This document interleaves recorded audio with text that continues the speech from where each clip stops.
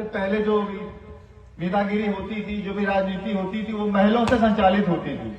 राजमहलों से तब नेतागिरी या राजनीति का संचालन होता था। जो भी निर्णय होते थे, चाहे विधायक का निर्णय हो, चाहे मुख्यमंत्री बनाना हो, विधायक बनाना हो, यहां तक कि प्रधानमंत्री बनाना हो, राजमहलों बड़े बड़े घरानों से उसके निर्णय लिए जाते थे। और मैं मानता हूं, पूरी जिम्मेदारी से मानता हूं, शायद नेताजी के आने के बाद से राजनीति महलों से निकल के सड़कों पर आई है। और आज जितने युवा यहां बैठे हैं, जो सोचता है अपने क्षेत्रीय दल की राजनीति करें या सड़कों पर आके उसके खिलाफ जो है न्याय की बात करे या सरकार के खिलाफ जो भी अपनी बातों को रखे, वो नेताजी से ही सीखा है। हर युवा नेताजी से ही सड़कों पे आना सीखा है। नेताजी के आने के बाद राजनीतिक में एक बहुत तगड़ी एक बदलाव हुआ है, जिस बदलाव को हम युवा भली भांति जानते हैं।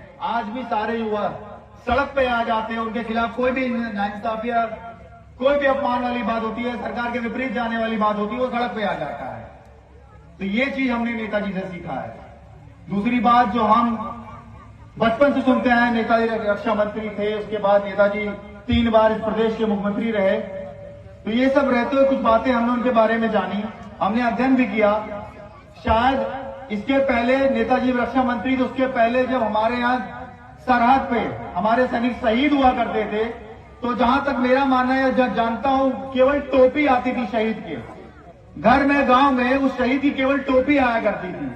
नेताजी के रक्षा मंत्री बनने के बाद शहीद का पार्थिव शरीर ससम्मान, ऐसे ही नहीं, पूरा निर्देश था जिले का डीएम और एसपी उसको लेके गांव में ससम्मान पार्थिव शरीर को लेके आएगा। ये सब नेताजी की देन है।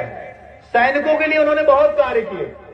सियाचिन एक ऐसी जगह है जो बोला जाता है दुनिया की सबसे मुश्किल जगह है, जहां पे -50 में युद्ध होता है। उनके सैनिकों के बारे में किसी ने पहली बार सोचा तो नेताजी ने सोचा था। हमारी वायुसेना बोलते हैं, वायुसेना नेताजी की रक्षा मंत्री बनने से पहले बहुत कमजोर थी। बहुत लड़ झगड़ के उन्होंने सुखोई जैसे विमान को आपके वायुसेना में लाके दिया। तो आज अगर वायुसेना हमारा मजबूत तो नेताजी की देन है।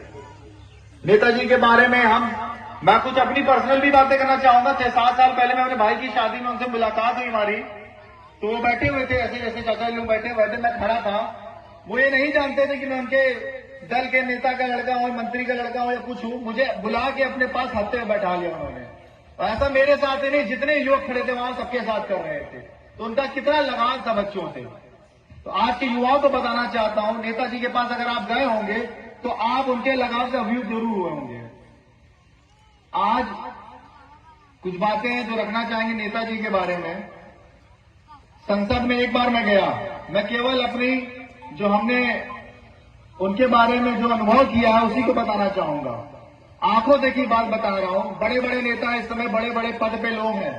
नेताजी जब नेता तो थे, नेताजी इसलिए कहे जाते हैं क्योंकि आज वर्तमान की परिस्थिति में देश में जितने नेता हैं, नेताजी उसके नेता थे।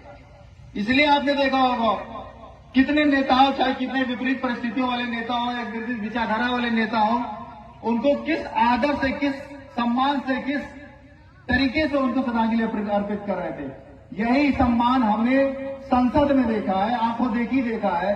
बड़े बड़े इस देश के नेता जब संसद में जाते हैं तो आज सबको सम्मान तो मिलता ही, आदर तो मिलता ही है।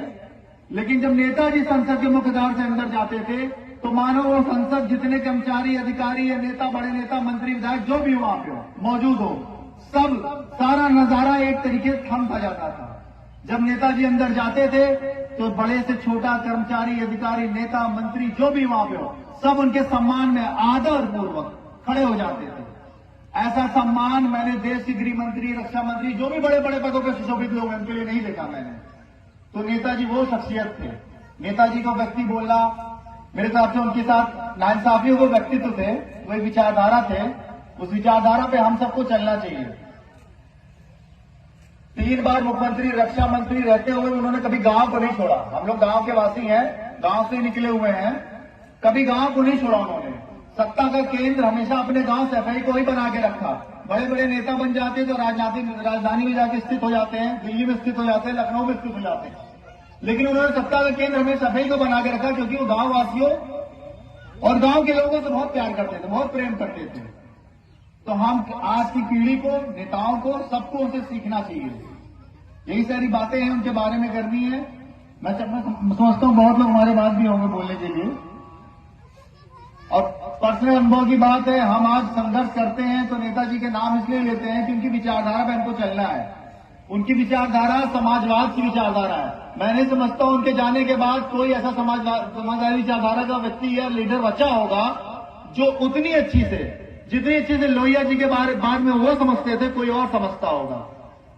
हम ये कोशिश करते हैं, यहां से श्रद्धांजलि सभा से ये आशा करते हैं कि यहां जाने के बाद हम लोग लोहिया जी को, उनके साथ साथ माननीय मुलायम सिंह यादव जी को पढ़ेंगे, समझेंगे, उनकी विचारधारा पे टिके रहेंगे, गांव की विचारधारा पे टिके रहेंगे, संघर्ष करेंगे।